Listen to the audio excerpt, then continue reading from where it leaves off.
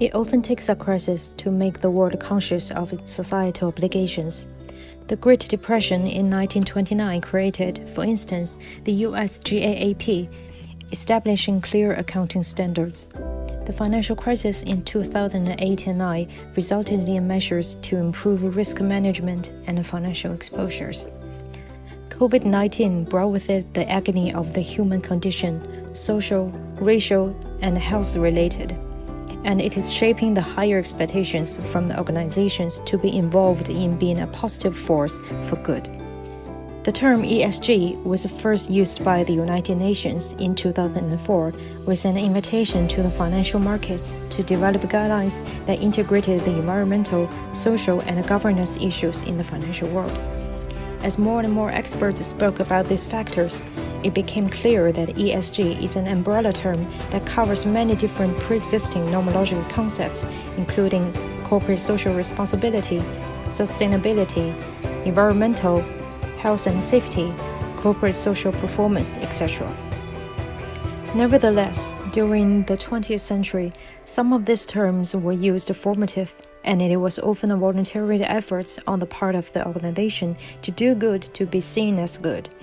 It did not have the legislative or financial rigor in its enforcement. Consequently, ESG in various connotations remained a secondary focus of an organization, behind the financial focus.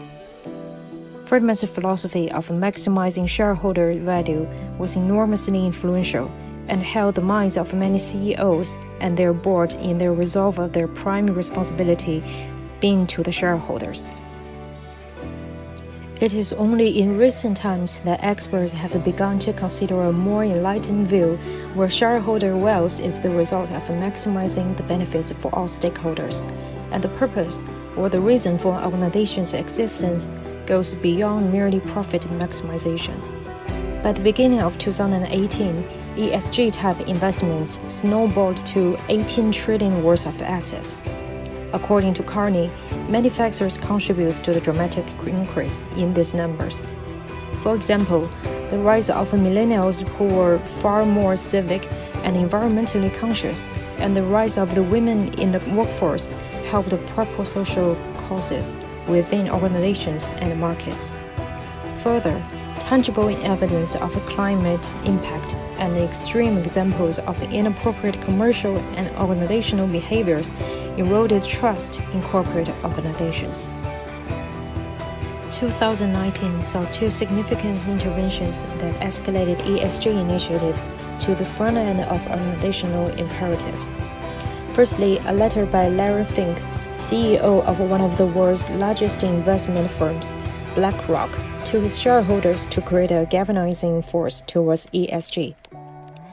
Fink drew a line on the sand by stating that his firm would only invest in firms with a vital social purpose and those deliberately endeavoring to create social impacts and value creation.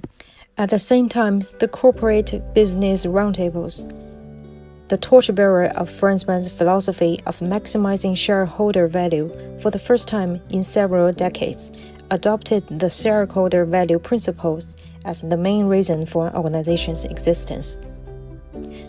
A total of 181 CEOs endorsed the viewpoint that the organizations were part of a broader ecosystem, and a stakeholder approach is a shift that will allow for a win-win for all stakeholders within and outside the organization circles. Both these influential events in 2019 changed the view of ESG, from one that was an end to a corporate financial performance to now being an integral part of the business model. COVID-19 has had a further impact on the necessity for ESG. The pandemic has highlighted the inequalities and the inequities like no other crisis have ever done before, at least in the United States. For instance, the curbs in the food supply chain have affected agriculture, supply chains, and the packaged goods companies. The downstream effect of that means that 40% of American children were food insecure. Such insecurity impacted underprivileged sections of society more than others, particularly the African American and the Latino populations. In other words, the pandemic only exacerbated issues related to ESG and awakened people to the needs for more diligent efforts to be ESG conscious. The result of all this is an escalation of investments in ESG assets. What was 30 trillion in 2018 saw a jump in investments up to 100 trillion between 2018 and 2020.